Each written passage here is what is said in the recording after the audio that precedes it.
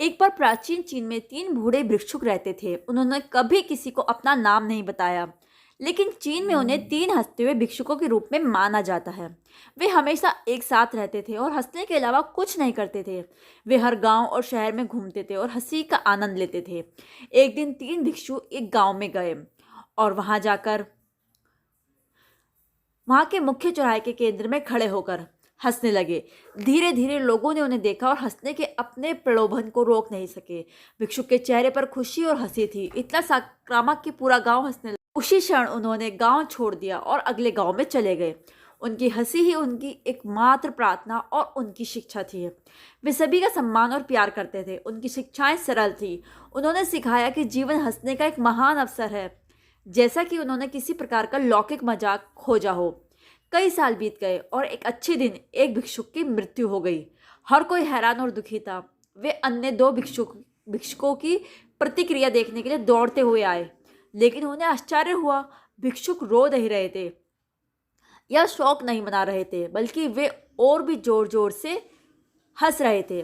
तभी भीड़ में से एक व्यक्ति आगे आया और भिक्षुक से पूछा कि वह हंस क्यों रहा है। अपने मर्त मित्र के लिए बिल्कुल भी नहीं रोया। और केवल एक बार भिक्षुक ने जवाब दिया और बताया, क्योंकि कल आपके गांव के रास्ते में उसने एक शर्त रखी थी कि हम में से कौन अन्य 2 को हराएगा और पहले मर जाएगा, और अब वह जीत गया। पुराना दुष्ट।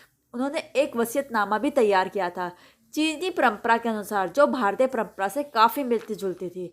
अंतिम संस्कार की चिता पर रखने से पहले शव को धोया जाना चाहिए और साफ कपड़े पहनाने जाने चाहिए। लेकिन पुराने भिक्षुकों ने लोगों को सलाह दी कि वे उसके पुराने कपड़े छोड़ दें, क्योंकि भिक्षुक कभी भी गंदा नहीं था।